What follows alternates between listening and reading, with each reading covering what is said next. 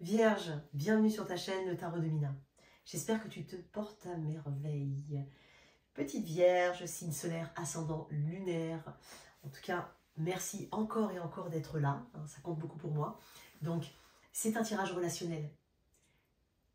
On l'appelle le toi et ton autre. Donc, c'est vraiment un tirage qui peut parler d'une relation sentimentale, mais qui peut aussi parler d'une autre relation de type amical, familial, professionnel. N'hésite pas à regarder tes 3 placements. Peut-être tout simplement que tu auras d'autres relations qui vont ressortir dans ces tirages-là. C'est un tirage intemporel, c'est au moment où tu le regardes, pardon. Et l'évolution que je propose, c'est dans les 3-4 semaines suivant la lecture de cette vidéo, de manière intemporelle. Merci pour ton soutien. N'hésite surtout pas à liker, à partager, à t'abonner si cette vidéo te parle. Je propose aussi d'autres vidéos, des vidéos d'énergie mensuelle.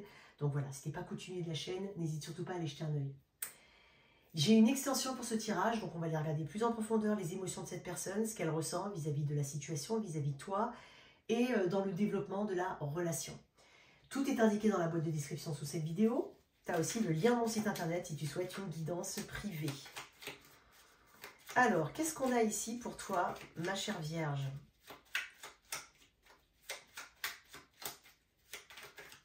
Ah, alors elles ne sont pas retournées, je tiens quand même à le préciser. Je vais les remettre dedans et on y va. Qu'est-ce qu'on a pour mes vierges? Il y a une personne ici pour laquelle tu comptes, qui compte énormément pour toi. Alors oui, mais ça peut être aussi un lien privilégié avec une énergie masculine. Un père, un frère, un oncle, un parrain. J'ai quelque chose comme ça, mais bon. Les amoureux, l'amoureux, waouh. Et pas des moindres. Alors, on est sur l'énergie actuelle. Donc ici, on est quand même sur toi et moi. C'est comme si j'avais 2 personnes qui se regardaient vraiment dans les yeux et qui malgré leurs différences, voilà, expriment quelque chose de très important qui peut-être te dépasse, ou qui dépasse aussi l'autre en face de toi. Je vais tirer une autre carte quand même, parce que on est quand même sur l'amoureux. Alors pour certains, il y a quelque chose, ça a été ou c'est une rencontre très forte. Et je vais quand même le dire, même si ce n'est pas forcément un concept auquel j'adhère, mais ça peut aussi être représenté par un lien de flamme jumelle ici. On va voir. Qu'est-ce que j'ai de plus sur ce lien? C'est dingue, hein, je vais te dire un truc. Elle était en dot deck et elle est là. Elle est ressortie, j'ai mélangé, elle est ressortie. J'aurais dû te la montrer d'ailleurs. Puis j'ai eu 9 de coupe. Il y a un lien qui est transformatif ou qui se transforme ou qui se doit d'être transformé ici. C'est comme si je ne sais pas si ça concerne les deux ou si c'est l'une des 2 personnes, mais c'est comme si les jambes avançaient, donc dans une marche vers l'avant, mais qu'il y avait toujours cette tête qui était tournée vers l'arrière. Parce que je pense qu'il y a une forme de déception forte. Il y a encore quelque chose qui fait écho au présent, mais qui doit être rangé au passé. N'oublie pas ici que les amoureux, et c'est comme je le dis des fois sur TikTok, il faut être 2 pour danser le tango. Pareil les amoureux. Pour créer une harmonie, c'est 50-50. J'ai pas mal de personnes, effectivement, avec qui je discute, sur les lives ou autres, où quelqu'un fait beaucoup d'efforts, un peu en surcompensation de ce que l'autre pourrait faire. Ça marche sur un temps, mais pas sur le long terme. Donc ici, il y a peut-être même un choix difficile. Peut-être qu'on est en positionnement assez compliqué. On est en train de se demander où on va. Alors attention, c'est pas forcément une relation triangulaire ou autre. Ça peut aussi, il peut y avoir aussi un choix de vie ici qui est très important et qui va amener des transformations importantes. Mais il ne faut pas oublier certains éléments du passé ou qui ont en tout cas une incidence aujourd'hui dans le choix que tu veux ou que vous voulez faire tous les 2 pour avancer. C'est comme si on savait où était le bonheur, on savait un petit peu ce que ce lien, de toute façon, peut encore apporter. Tu démarres fort, toi. Il peut y avoir aussi une difficulté actuelle qui est traversée par le lien, et peut-être des remises en question. C'est normal, j'ai envie de dire, ça fait partie des cycles, ça fait partie des choses, et tout n'est pas forcément rose. Mais bon, on peut être entre 2 personnes, clairement. Et là, c'est pourquoi ça m'arrive, qu'est-ce qui se passe, je comprends pas, tu vois. Qu'est-ce que je dois faire? J'aimerais en fait prendre une décision, mais j'ai un petit peu de mal. C'est comme s'il y avait ce petit, toujours ce petit truc en plus, ou cette chose qui est continuellement là et qui empêche vraiment, qui facilite pas, quoi. Tu vois? Pour d'autres, j'ai presque envie de te dire, si tu t'es un peu moins reconnu dans ce que je viens de dire jusqu'à présent, c'est comme si je te disais, tu as un potentiel avec cette personne, mais qu'il fallait que l'un d'entre vous arrête de regarder derrière. Arrête peut-être de... Tu vois, des fois, c'est dingue parce que je viens de sortir d'une guidance privée avec une personne qui m'a dit qu'elle avait rencontré quelqu'un. Et en fait, dès le début, il a commencé à lui parler de la difficulté qu'il a je ne sais pas, parce que je pense qu'il y a un petit peu de présent là-dedans, mais ça fait 10 ans qu'il regrette une relation. Donc, c'est compliqué, tu vois ce que je veux dire? Donc voilà, il peut y avoir aussi une chance qui est donnée, qui se doit d'être donnée, mais voilà, il faut un petit peu mettre de côté et mettre derrière soi certaines choses. Ton introduction, elle est longue. Hein. Alors, on va aller regarder l'énergie de cette personne au moment où tu regardes cette vidéo, la tienne et l'évolution probable. Probable. Oui, de toute façon, forcément, puisque je capte l'énergie de la majorité. Et on parle d'une évolution, pardon, temporelle. C'est ce que je voulais dire. Non, toujours pas. Alors, cette personne, quelle est son énergie dans ce lien? Le 5 d'épée. Gémeaux, Verseau, Balance. Toi, Reine de bâton. Toi, tu sais ce que tu veux avec cette Reine de bâton. Tu vois, la Reine de bâton, elle sait user de son charisme, elle est audacieuse, elle sait où sont ses points forts pour pouvoir obtenir ce qu'elle veut. Tu m'as l'air d'être... Alors, je vais quand même le dire parce que traditionnellement, dans le tarot, la Reine de bâton peut être la 3e personne. Donc, je suis typiquement et peut-être dans un cas de... Voilà, dans une relation triangulaire. Clairement, tu es peut-être cette autre personne, c'est possible. Mais peut-être que chacun d'entre vous est engagé, hein. C'est possible aussi. Bon, j'ai quand même quelqu'un qui est en 5 d'épée, donc c'est quand même quelqu'un qui a peur de trahir, de se trahir, qui a peur de cette... Il y a peut-être une notion de trahison ici, de mensonge qui lui fait peur. Alors, je ne suis pas en train de dire qu'il ne faut pas en avoir peur, attention. Mais voilà, j'essaie de me placer, en tout cas, dans l'énergie de la personne qui est en face de toi. Dans le 5 d'épée, il y a aussi une question de subterfuge, peut-être de... c'est une personne qui se sent emprisonnée dans quelque chose, d'une manière ou d'une autre. Qui essaie de s'en sortir, mais Boudjouk, c'est compliqué parce qu'avec le 5 d'épée, c'est jamais facilité parce qu'il y a souvent des éléments externes à la situation qui font que on reste dans une forme d'impuissance tout en voulant en tout cas s'en sortir et faire le moins de dégâts possible. Je sais pas comment ça peut te parler, ça.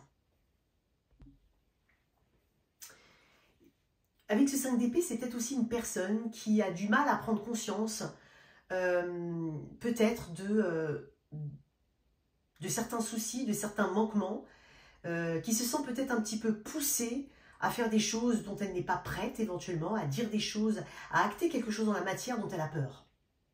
C'est possible aussi. Il se peut qu'elle ait aussi des difficultés dans une situation qui est externe et dont elle ne veut pas forcément parler. J'ai l'impression que ce n'est pas une personne qui aime la vulnérabilité. Après, c'est ce que je ressens, hein, d'accord? Toi, tu es en Reine de bâton.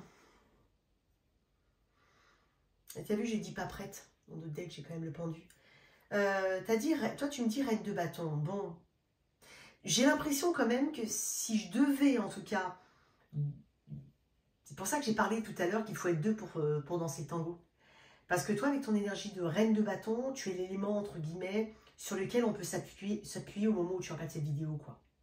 Tu es celui ou celle qui fait des efforts, ou en tout cas qui amène de l'action, parce que les bâtons, c'est l'action, la passion. Tu mets du cœur là-dedans. Ça compte pour toi. C'est pas rien, hein. Je vais quand même mettre une petite carte ici, sur ce 5 d'épée. On développera dans l'extension.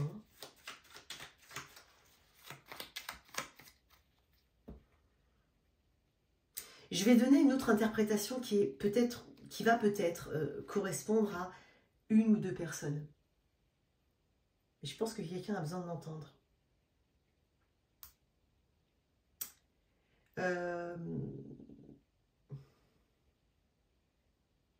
Il est possible que tu aies fait une forme de deuil d'une situation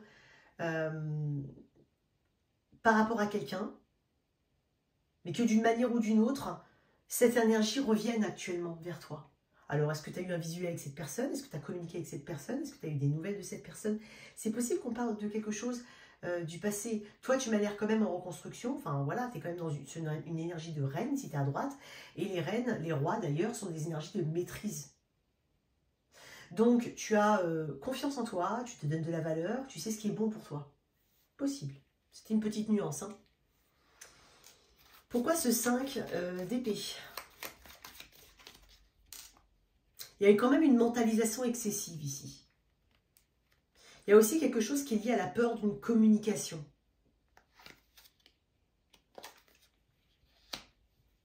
Intéressant.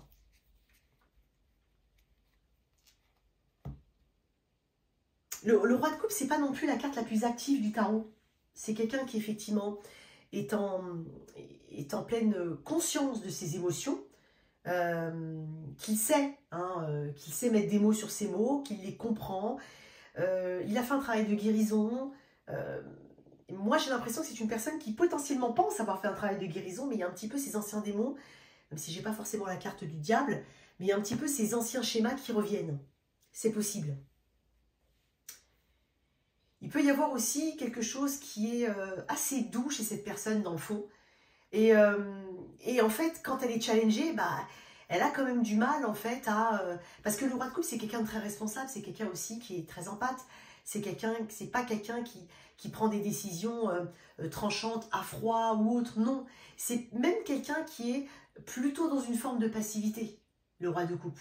Donc, l'essence même de cette personne, elle est challengée pour moi. C'est un tirage spécial, il ne parlera pas à tout le monde. Hein. Comment ça évolue?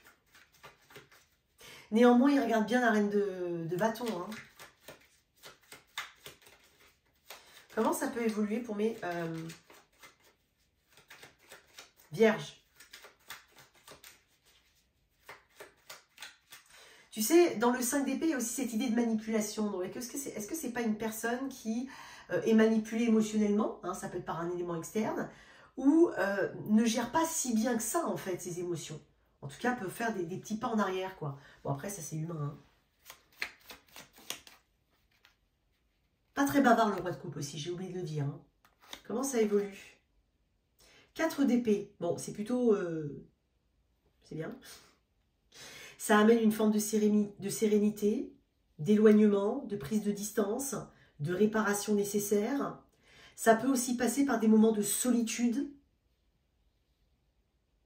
Donc, on réfléchit, on prend le temps, on réfléchit avant d'agir, on réfléchit avant de communiquer. Tout ça, c'est très interne et propre à chacun. L'as d'épée, très bien. J'ai dit on réfléchit avant de communiquer et d'agir. Bah, c'est bien. C'est exactement ça. Il y aura de la communication. C'est comme si on trouvait une solution. Mais avant de parler et d'aller vers cette solution, il y a justement, ça passe par un processus de calme et de retrait. D'indisponibilité presque. Donc il y a une très forte lucidité quant à la suite, quant à ce qu'on doit, quant à ce qu'on peut dire, quant à ce qu'on va dire, quant à l'action qui va être menée derrière cette décision, parce que c'est important, il y a cette décision très éclairée, assez tranchante, parce que dans l'as d'épée, il y a cette idée de nouveau départ, on est sur un as.